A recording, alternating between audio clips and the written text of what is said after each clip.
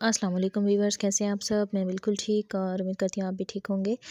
تو آج کی جو ریسیپی آپ لوگوں کے ساتھ شیئر کر رہی ہوں وہ ہے سندھی ریسیپی، اور اسپیشلی سردیوں میں بنائی جاتی ہے کیونکہ گاؤں وغیرہ میں سردی بہت زیادہ ہوتی ہے، تو اسپیشلی تب یہ بنائی جاتی ہے اور یہ بنتی ہے گڑ سے۔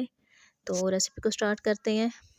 تو سب سے پہلے جو ہے وہ میں نے پیڑے بنا کے رکھے ہیں۔ میں نے گندم کا آٹا لیا ہے، 4 پیڑے بنا کے رکھے ہیں، اور موسٹلی یہ بنتی بھی گندم کے آٹے سے ہی ہے۔ گڑ جو ہے وہ میں نے کوٹ کے رکھا ہے، آپ چاہیں کاٹ کے رکھیں چاہے کوٹ کے رکھیں، اور پانی رکھا ہے ساتھ تھوڑا سا۔ تو پہلے میں نے ایک روٹی ڈالی ہے توے پہ، اور ایک سائڈ جیسے پک جاتی ہے ہم اس کی چینج کرتے ہیں نا، تو اسی طرح سے میں نے چینج کی ہے۔ اس کے بعد ہم اس پہ ڈالیں گے تھوڑا سا گڑ۔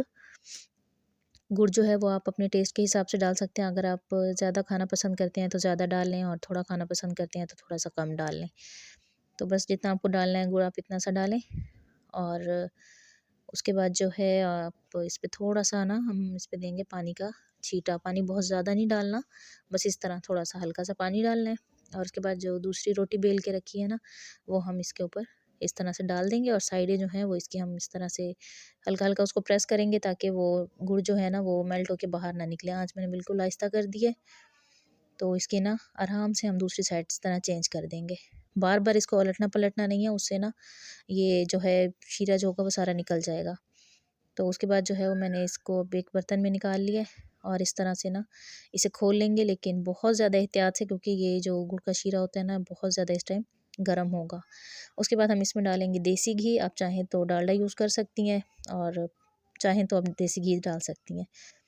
تو میں نے اس میں دیسی گھی یوز کیا ہے، تو ابھی میں نے دیسی گھی اس لیے ڈال دیا ہے کیونکہ اس میں نا میلٹ ہو جائے گا جلدی۔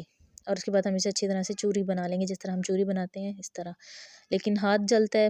تو اس کا نا مین یہی ہے کہ تو گرم گرم سے بنائیں تو ہاتھ جلتا ہے، تو ساتھ پانی رکھ لیں، اور پانی میں نا آپ ہاتھ ڈپ کرتی رہیں، اور اس کے بعد اس سے آپ چوری کر لیں تو اس سے نا ایزیلی چوری ہو جاتی ہے۔ اس کو گرم گرم ہی کرنا ہے، ٹھنڈی ہو جائے نا تو پھر روٹی جو ہے وہ چوری نہیں ہوتی۔